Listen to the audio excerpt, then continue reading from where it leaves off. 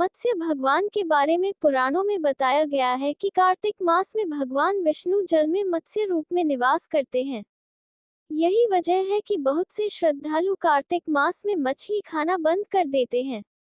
भगवान मत्स्य के प्रति आभार और श्रद्धा प्रकट करने के लिए श्रद्धालुजन चैत्र शुक्ल द्वितीया तिथि को मत्स्य जयंती मनाते हैं। मान्यता है कि प्रलय से पूर्व सृष्टि की रक्षा के लिए भगवान विष्णु एक छोटी मछली का रूप धारण करके सत्यव्रत मनु के पास आ गए। मनु भगवान विष्णु के परम भक्त थे। जब मनु सूर्य देव को अर्घ्य दे रहे थे तो मछली उनकी अंजलि में आ गई और बोली कि आप अपने कमंडल में मुझे रख लीजिए ताकि मेरी रक्षा हो सके। मनु ने मछली पर दया करके उसे कमंडल में रख लिया और रात भर में ही मछली इतनी बड़ी हो गई कि कमंडल उसके लिए छोटी हो गई। मनु ने घर के बाहर मछली के लिए एक गड्ढा बना दिया, लेकिन अगले दिन मछली का आकार और बड़ा हो गया। मछली ने कहा कि मनु महाराज, आप मुझे अब सागर में छोड़ दीजिए।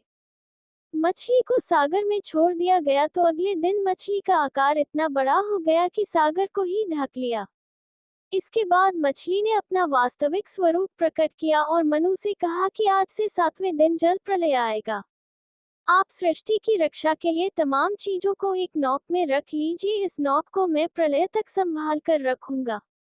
जल प्रलय के दौरान भगवान विष्णु ने अपने मत्स्य रूप में मनु सहित सप्तऋषियों और सभी जीवों के जोड़े और बीजों को सुरक्षा प्रदान किया और सृष्टि का फिर से निर्माण हो पाया। जल प्रलय के बाद सृष्टि में जब जल ही जल था, तब ठोस भूमि की स्थापना के लिए भगवान मत्स्य सागर के तल में जाकर मिट्टी लाए। इस मिट्टी को जल में मिलाकर जैसे दूध से दही बनाते हैं, उसी प्रकार से जल से ठोस भूमि का निर्माण किया गया और इस तरह सृष्टि के फिर से निर्माण हो सका। इसलिए सृष्टि के निर्माता और रक्षक मत्स्य भगवान को मत्स्य जयंती पर श्रद्धालुजन विशेष रूप से स्मरण करते हैं और पूजते हैं।